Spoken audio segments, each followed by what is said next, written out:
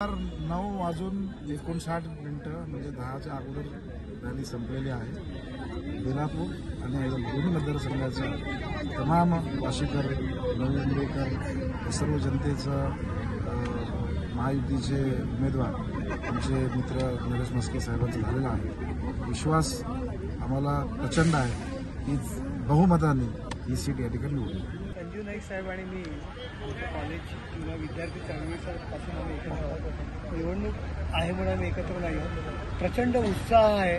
कार्यकर्ते महायुतीतील सर्व घटक पक्षांचे कार्यकर्ते जोरदारपणे कामाला लागलेले आहेत। सर्व त्यांचे वॉर्डातील पदाधिकारी, कार्यकर्ते, सैनिक, म्हणजे मी तर म्हणतो की आजची ही काय प्रचार रॅली नव्हती, मला विजयी रॅलीमध्ये सहभागी झालोय अशा पद्धतीने वातावरण या ठिकाणी झालेलं आहे। आणि संपूर्ण मतदारसंघात अशा पद्धतीचं वातावरण आहे। मीरा भाईंदरमध्ये पण असंच वातावरण आहे, ठाण्यात सुद्धा असंच वातावरण आहे।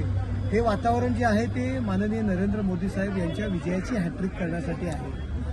प्रत्येकाला त्या विजयाच्या हॅट्रिकमध्ये सहभागी व्हायचं आहे आणि माझ्या रूपाने किंवा मला मतदान करून या भारतीय नागरिकाला, आमच्या ठाणे लोकसभातील नागरिकांना त्या सोहळ्यामध्ये सहभागी व्हायचं आणि त्यामुळे ते प्रत्येकजण आनंदी आहेत आणि त्यामुळे ते माझं स्वागत या ठिकाणी करतात। म्हस्के साहेब, ज्या दिवशी उमेदवारी जाहीर झाली सगळ्या मीडियामध्ये म्हणजे सगळीकडे चर्चा होती की नवी मुंबईमध्ये महायुती कुठेतरी एकत्र दिसणार नाही, पण आज परंतु काल आणि आजचं दोन्ही दिवसाचं चित्र संपूर्णपणे वेगळं होतं। नाईक साहेब स्वतः होते, चौगुले साहेब पण पूर्ण दिवस म्हणजे पूर्ण वेळ सगळेजण तुमच्या सोबत आहेत हा संपूर्ण हा प्रचार करण्यासाठी। वातावरण नव्हतं, परंतु विरोधकांनी अशा पद्धतीने काही गोष्टी पसरवल्या होत्या, परंतु महायुतीचे आम्ही सर्व पदाधिकारी आणि कार्यकर्ते आहोत। आमचं मिशन नरेंद्र मोदी साहेबांची हॅट्रिक ही आहे।